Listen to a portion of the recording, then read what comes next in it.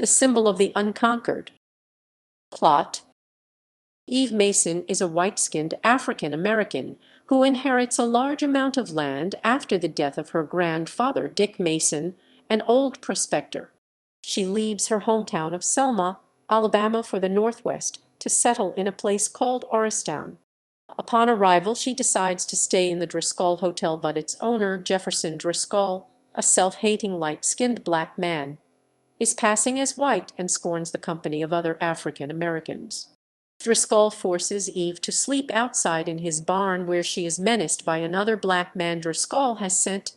Exhausted from her journey but too terrified to stay in the barn, Eve runs out into the woods, and Driscoll laughs uproariously at her distress. In the morning, she meets a kind, young prospector named Hugh Van Allen, who happens to be her new neighbor. Van Allen is also African American, but doesn't realize that Eve is too. They become fast friends, and Van Allen offers Eve a ride to her new house. When they get there, Van Allen continues to show kindness and helps Eve get settled into her little cabin. Before leaving, he gives Eve a gun and tells her to shoot it twice if she's ever in trouble.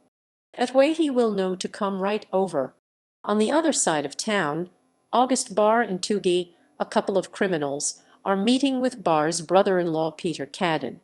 They tell Cadden that they need a couple of important documents, most of which he can find at Dick Mason's house, and force him to go and retrieve the documents himself.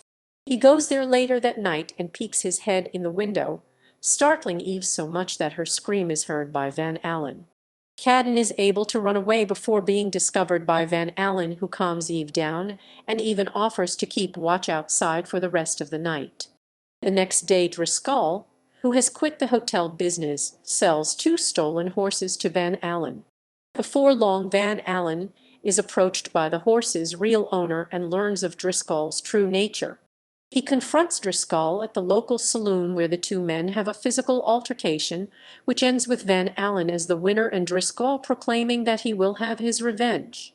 Later, Driscoll's mother, whose dark features Driscoll despises, comes to town and runs into Eve, who befriends the woman despite still having ill feelings towards her son. At the post office, Driscoll picks up a letter meant for Van Allen that was accidentally dropped by the mailman. After reading it, he learns that Van Allen's land has incredible value and shows the information to Barr and Toogie. They enlist the help of Bill Stanton, a Ku Klux Klan member, and continually leave threatening notes outside of Van Allen's tent in order to get him to sell. This doesn't work, however, and Bill Stanton decides to ride onto the land one night with other Klan members. Their attack fails thanks to some help from other members of the community, specifically a colored man with a brick, and afterwards Van Allen finally learns that the reason his land is so sought after is because of the abundance of oil fields. 2 years go by, and Van Allen has become one of the oil kings, running his own company. Eve drops by to deliver a letter from the Committee for the Defense of the Colored Race that reveals Eve's black parentage. The film ends with Van Allen learning the truth and the two of them declaring their love for each other. Cast: